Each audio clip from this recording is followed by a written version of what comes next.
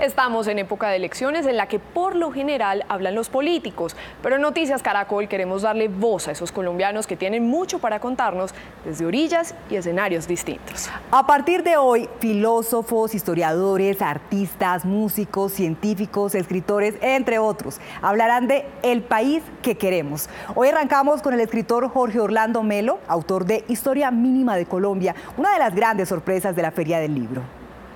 Profesor Jorge Orlando Melo, filósofo, historiador, gracias por la entrevista. Gracias a ustedes.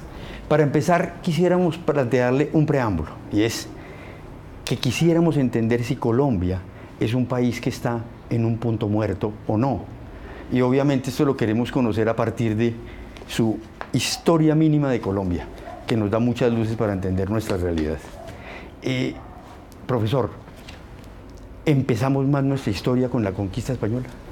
Bueno, estos juicios son muy difíciles de dar, pero de todas maneras fue una conquista que nos aportó muchas cosas, la gente recibió muchas cosas, pero también nos destruyó mucho porque las culturas indígenas eran muy abundantes, de una gran población, y una parte importantísima de esa población murió como consecuencia de la conquista.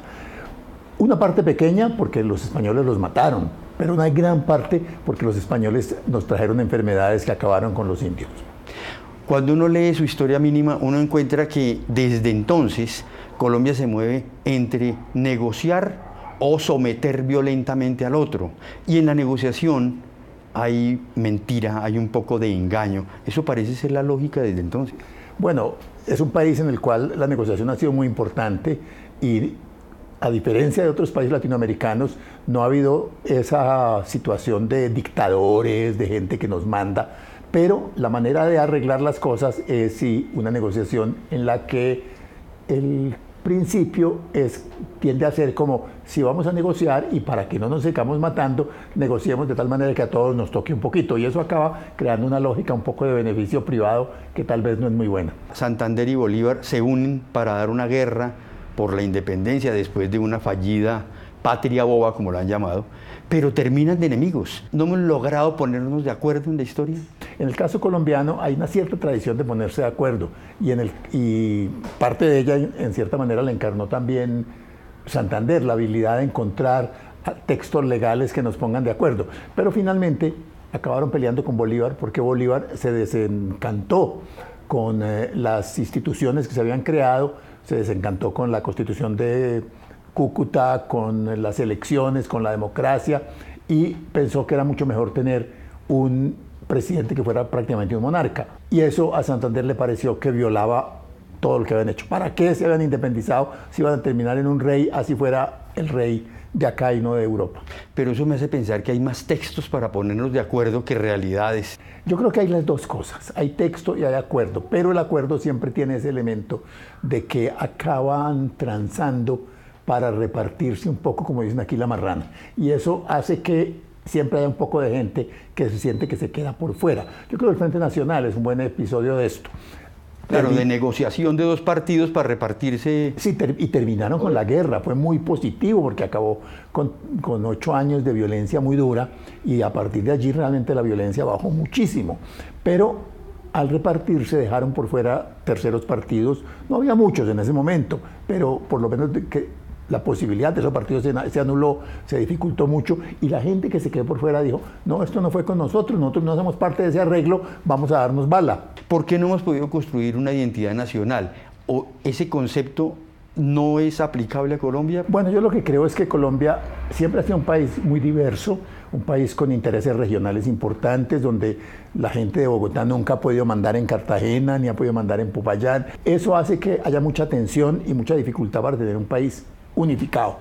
Y yo creo que lo importante no es tener un país unificado, sino un país que precisamente con gran cantidad de diferencias las valora, las tiene, como dice la Constitución del 91, pero logra hacer proyectos más o menos de común acuerdo con un consenso nacional, y eso tampoco ha sido fácil. En Colombia no ha habido un gran consenso para casi nada, y los consensos no se aplican. La gente dice que hay un consenso o son verbales. Todo el mundo está contra la corrupción, pero eso no quiere decir que no esté una gran cantidad de gente dedicada a la corrupción.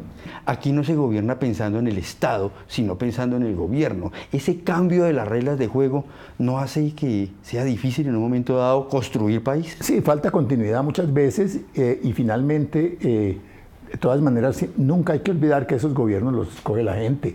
Los elige la gente, aunque 3 meses después diga, carajo, vamos a revocarlos porque los escogimos mal. Cuando uno escucha a los políticos, en campaña especialmente, siempre están hablando contra la corrupción, contra la desigualdad, pero uno ve que esos temas siguen enquistados. Es decir, uno piensa que esos políticos no construyen país. Bueno, pero yo creo que en gran parte hay que pensar por qué vuelve a votar la gente por esos políticos.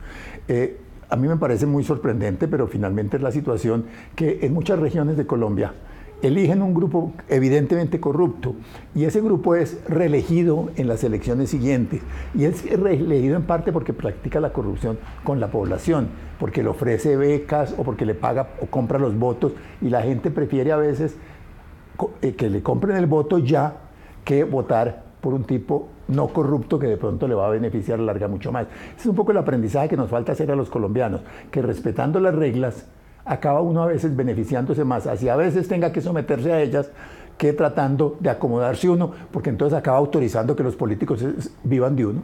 O sea, el voto en Colombia, según lo que usted ha investigado, todavía está muy pegado a las prácticas clientelistas y ese tipo de cosas. ¿O ha crecido el empoderamiento ciudadano en algunas? Mira, yo creo que más bien el problema es que en los últimos 20 años ha aumentado el clientelismo, ha aumentado el poder local. Yo creo que ha tenido muchos factores, han entrado en juego, por ejemplo, el narco, el poder de los paramilitares ligados a los recursos del narco, muchas de los sistemas de financiación local que hacen que lleguen dineros del gobierno nacional localmente, han hecho que se creen redes locales especialistas en hacer contratos que sacan dineros de esos contratos y con esos contratos ganan las elecciones. De manera que más bien me parece que es un fenómeno que ha crecido en los últimos tiempos, y creo que es una de las cosas graves e importantes que debe ser resuelta si queremos tener una democracia que funcione, donde la gente realmente elija.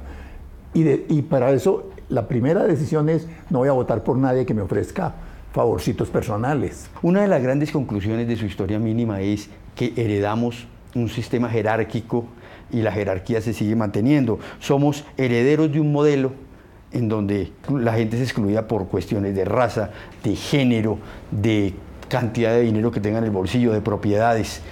¿Eso se mantiene en Colombia? ¿Sigue siendo todavía? Sí, es muy pesado porque realmente pues todo el orden colonial, toda la vida desde 1550 hasta 1800 se basó en la idea de que hay unos que son los que tienen todo el poder, que son los blancos vecinos, que quería decir que tenían que tener propiedad. Es tanto que en las elecciones colombianas en todo el siglo XIX, en la Constitución de Cúcuta y hasta la de 1936, para votar por presidente solo podían votar los que tuvieran más de ciertos ingresos y cierta propiedad.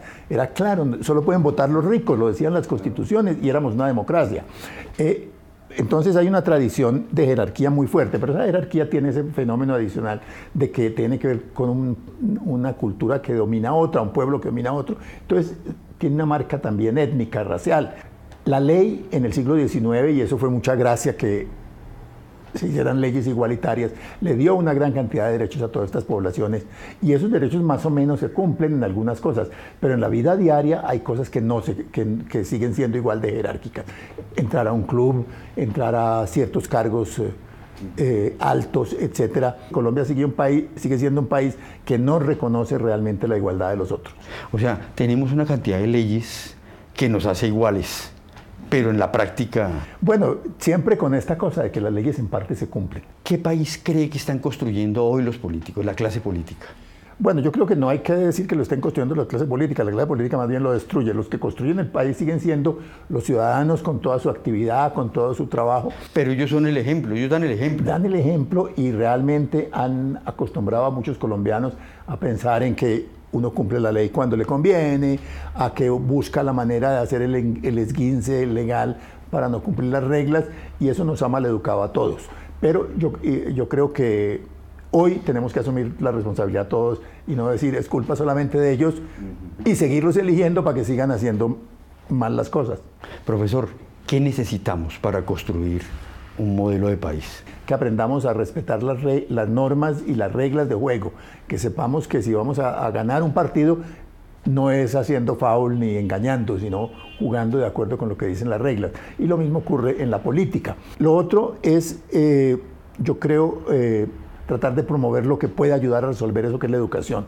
Un poco más educación, más conocimiento de lo que ha pasado en el país, incluso más conocimiento de la historia, pueden ayudar a que la gente tome decisiones un poco con más información, con más perspectivas de qué cosas pueden pasar y no simplemente pues sometiéndose a lo que está pasando hoy, y es que se elige a la gente porque tiene una buena imagen y habla bien y habla bonito o porque ataca muy duro a los otros. Para redondear y para terminar, yo le quiero preguntar si Colombia, en su concepto, está en un punto muerto, es decir, como dicen en la calle, ni para adelante ni para atrás. No, yo no creo. Yo creo que Colombia tiene esa peculiaridad de que es un país con bastante energía, con mucha energía regional, mucha capacidad, y de todas maneras es un país en el que en todos los momentos uno ve que mientras cosas muy importantes fallan, como falla ahora por ejemplo la justicia, como falla la corrupción, hay cosas que avanzan mucho. En Colombia está avanzando muchísimo, la economía ha avanzado en los últimos 20 o 30 años, los servicios sociales han avanzado mucho, la educación. Es que hay que pensar, cuando yo entré a la universidad, en todo el país había 25.000 estudiantes universitarios, en este momento hay 1,5 millones. Hay cosas que han avanzado extraordinariamente. La igualdad de las mujeres. Cuando yo entré a la universidad era prácticamente, hacía 10 años había entrado la primera mujer. Ahora más de la mitad de los estudiantes de las universidades son mujeres. Entonces el país está siempre avanzando mucho, pero menos en lo que de alguna manera están ofreciendo los políticos. Es más el país el que avanza y los políticos tratan de aprovecharse hasta donde pueden. Profesor, muchas gracias. Gracias a usted.